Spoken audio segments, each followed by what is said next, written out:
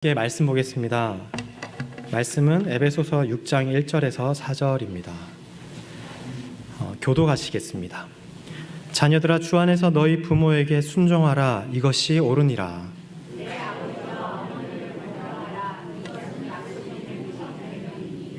이로써 내가 잘되고 땅에서 장수하리라.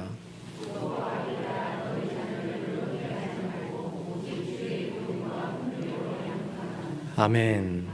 네, 오늘 설교 제목은 그리스도인의 가정입니다. 아까 전에도 말했듯이 오늘 마더스데이고요. 또 어버이 주일로 지켜지기도 합니다. 그리고 5월이 가정의 달이고 해서 오늘 가정을 주제로 이제 설교를 하는데요. 아시는 분들도 계실 거고 모르시는 분들도 계실 거라 생각이 들어서 제가 이 자리를 빌어서 밝히겠습니다. 저는 육아 대디입니다. 집안일과 아이를 돌보는 일이 저의 일이지요. 저는 그렇다고 유아교육을 전공한 것도 아니고요. 아이 돌봄 관련하여서 어떤 정보도 지식도 없는 그런 아빠입니다.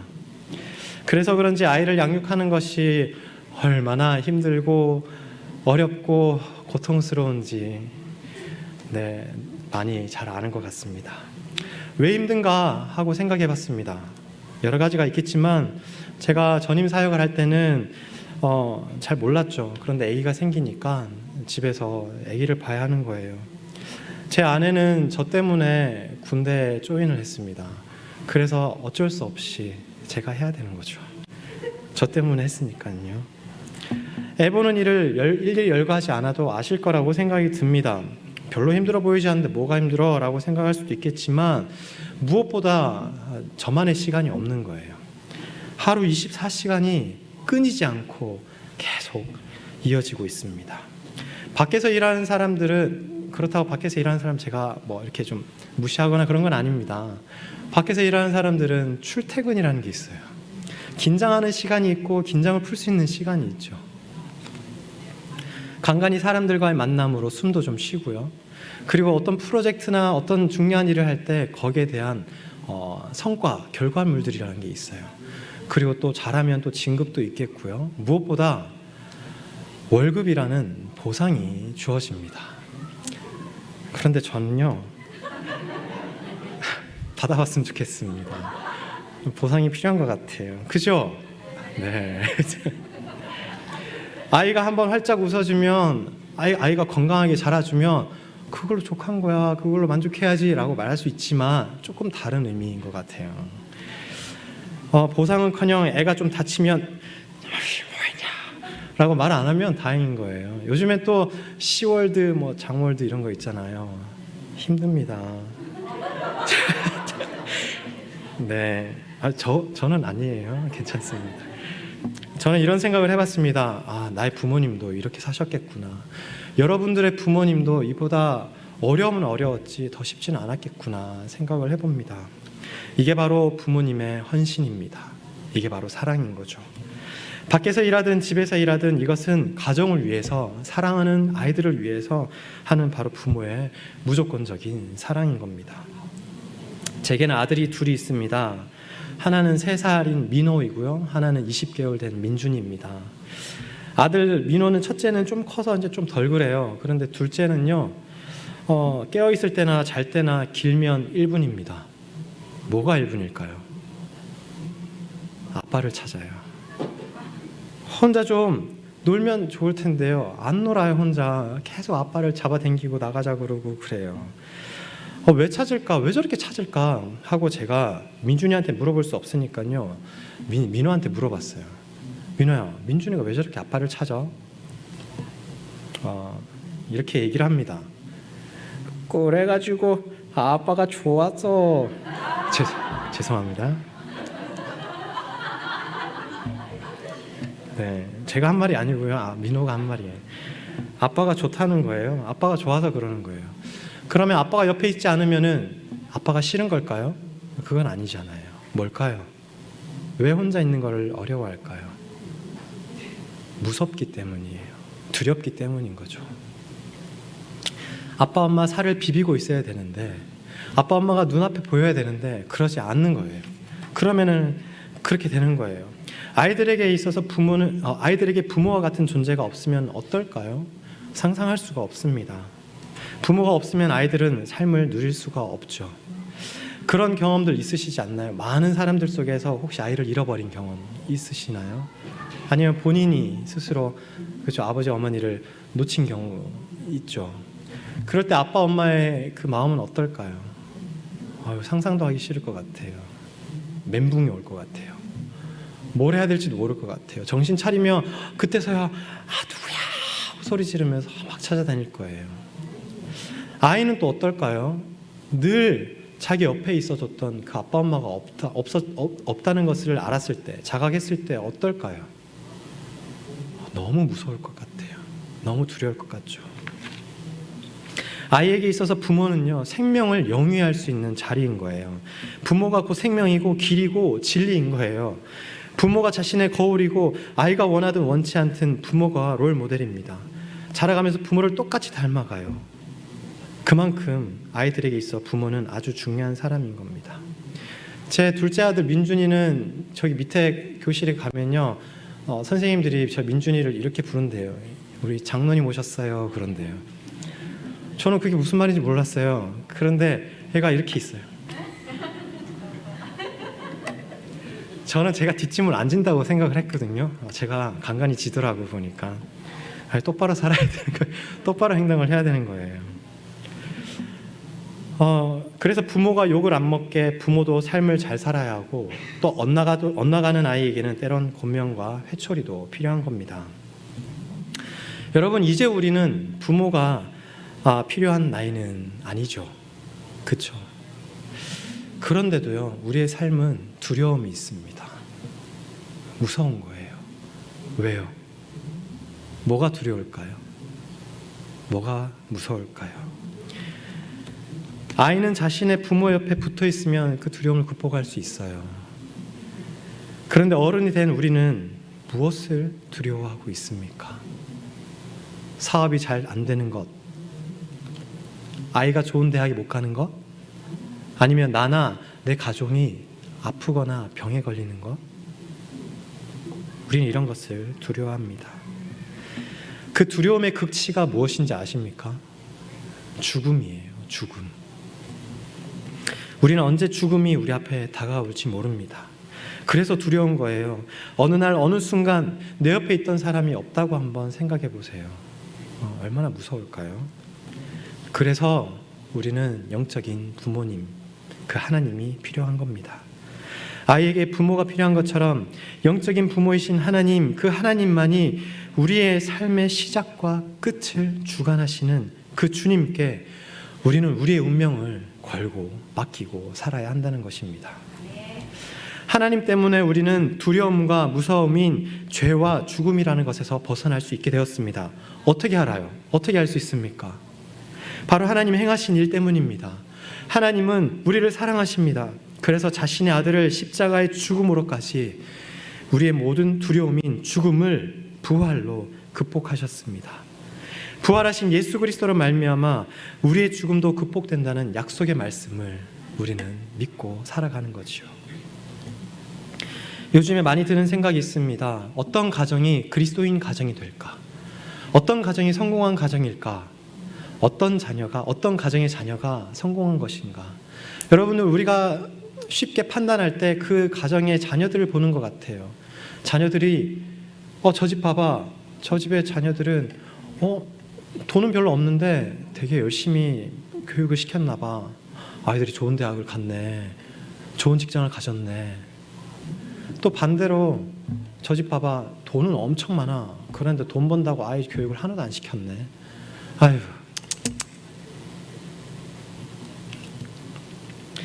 그런데 정말 그렇게 하시나요? 오늘날 모두가 바라고 원하는 그런 가정이 되는 것을 목표로 살아가는 이 시대에 정작 하나님 없는 삶을 가지고 성공한 가정이라고 말을 하고 있지는 않은가요? 제가 읽은 책 중에 불온한 도서라는 책이 있습니다. 그 책의 내용 가운데 그 영화를 소개하는 내용이 있는데요.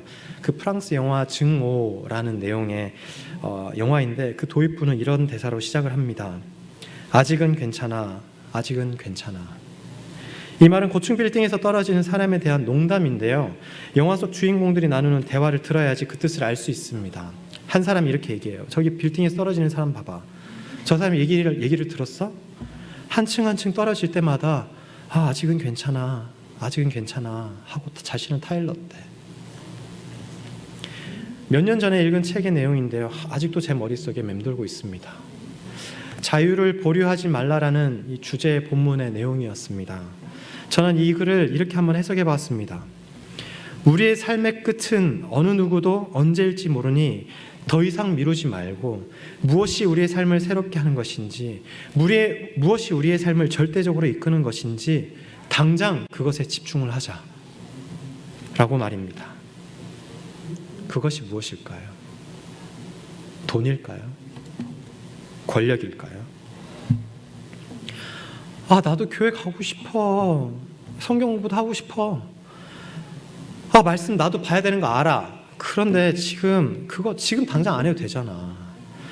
지금 보나 나중에 보나 뭐가 달라지는 게 있어. 나 지금 당장 해결해야 될 일이 지금 싼더미야. 이 돈부터 좀 갚고 하자. 나 다음 달 시험이야. 시험 끝나고 하면 안 될까? 우선 지금 이 바쁜 시간이 좀 지나면 할 수 있을 것 같아. 지금 몸이 너무 힘들어. 너무 피곤하고 그냥 지금은 쉼이 좀 필요해. 모든 게 해결이 되면 어떨까요? 이제야 좀 쉴 수 있을 것 같아. 나 이거 좀 누려도 되지? 그동안 고생했잖아. 여행도 좀 다니고 하면 좋을 것 같은데. 성경 공부? 말씀 듣는 거? 그거 좀 나중에 하면 어때? 괜찮지 않나? 아직 안 해도 될 것 같은데 아직은 괜찮아. 우리가 자녀들에게는 어떻게 얘기하나요? 너의 할 일이 뭐야? 너 지금 공부해야 되는 거야. 너 우선순위가 지금 공부인 거 몰라? 어디서 지금 교회 가서 놀고 있으려고 그래. 지금 너는 운동도 해야 되고 피아노도 쳐야 되고 미술도 해야 돼. 지금 너는 하나님을 조금 덜 믿어도 돼. 대충 믿어도 돼. 너무 교회에서 시간을 쏟지 마. 그거 천천히 해도 돼. 나중에 대학 가서 하면 되는 거야. 아직은 괜찮아. 정말 괜찮을까요? 그렇다고 제가 교회 나와서 신앙생활 열심히 해야 돼. 교회만 나와야 돼. 매일마다 교회 나와야 돼. 라고 말하는 건 아닙니다. 어느 정도만 신앙생활하면 되는 게 있을까요? 높은 건물에서 떨어지고 있는 삶이 우리의 인생이라고 한다면 우리는 지금 무엇을 바라봐야 될까요? 무엇을 붙잡아야 될까요? 우리는 떨어지고 있는 우리가 거기서 건진받는 것이 우리의 목표가 되어야 하는 겁니다. 구원의 밧줄을 붙잡아야 되는 것이 우리의 목표가 되어야 되는 거예요. 오늘 본문의 말씀은요, 가훈표라고 하는 책의 장의 내용인데요. 신약 성경은 대부분이 예수 그리스도의 구원에 관한 복음을 해명하고 있습니다.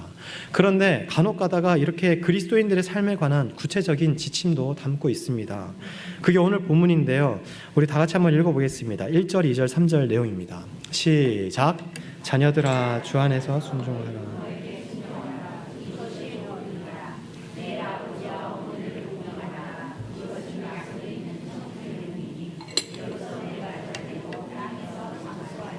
아멘. 자녀된 사람들은 부모에게 순종하라. 이것은 주님을 믿는 사람이라면 마땅히 해야 할 일이다. 그리고 이어서 내 부모를 공경하라. 이것은 구약의 십계명을 인용한 말씀이죠. 그 말씀에 따르면 부모를 공경하는 것이 복을 받고 오래 사는 길이다 라고 말합니다.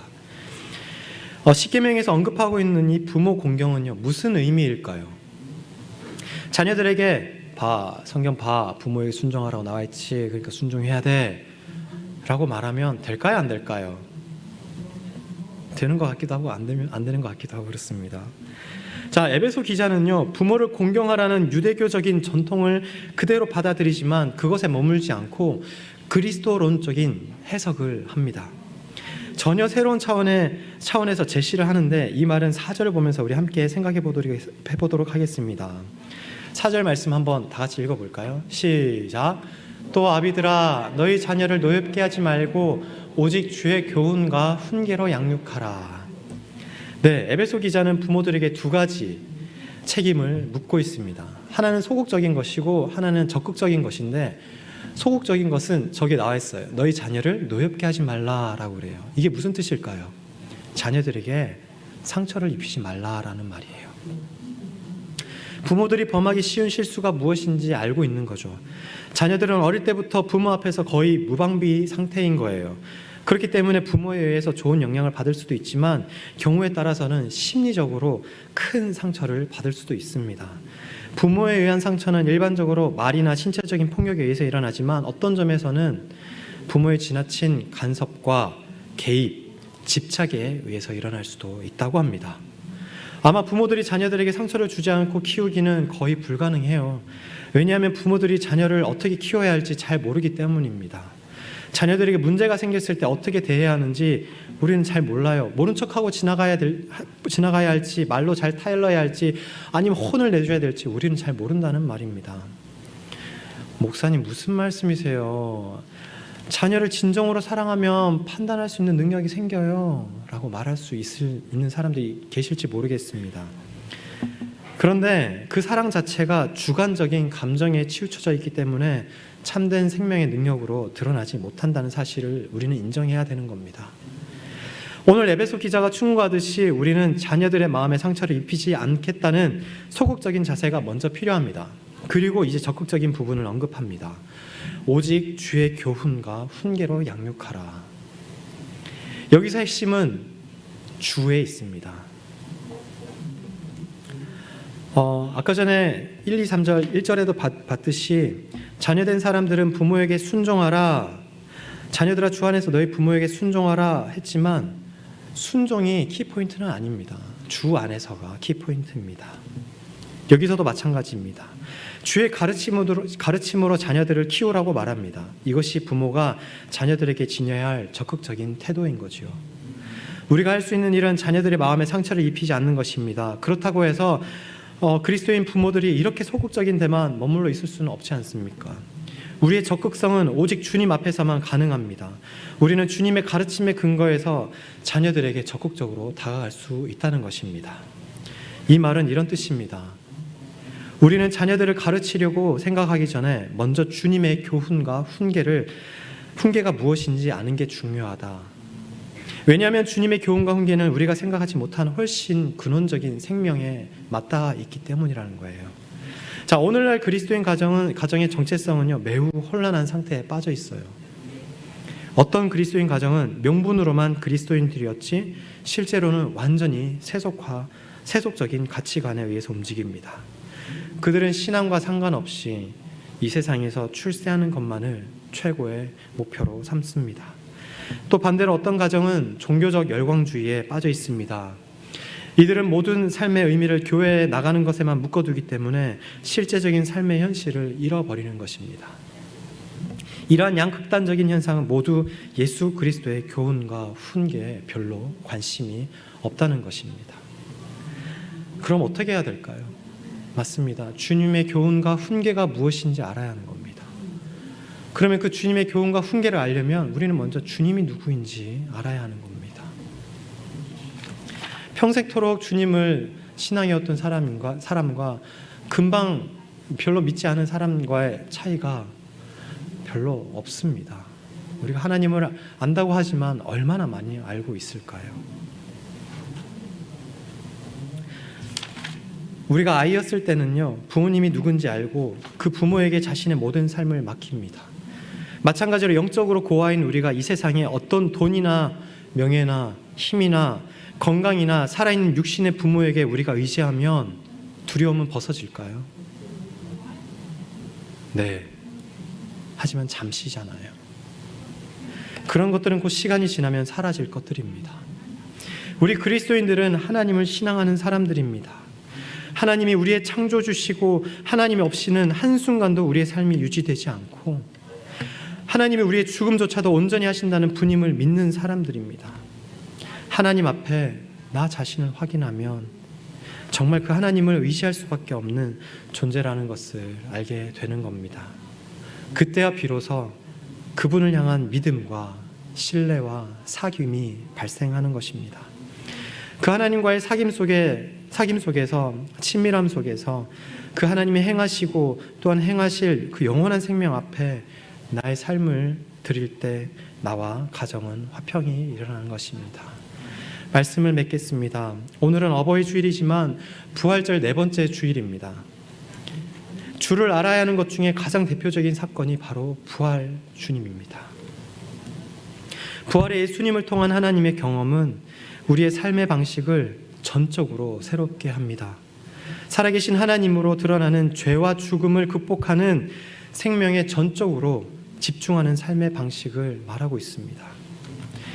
부활의 복음을 통하여 하나님이 살아계시다는 사실에 또 오늘 우리의 삶을 만나 주신다는 사실에서 이 세상의 모든 삶이 하나님으로 인해서 전적으로 새롭게 되는 삶을 경험함으로 여러분들의 삶을 은혜로 받아들이고 이 땅의 모든 절절한 삶이 하나님 함께 해주심으로 어떻게 새롭게 확인이 되는지 경험하고 살아가시는 저와 여러분이 되시기를 축원합니다.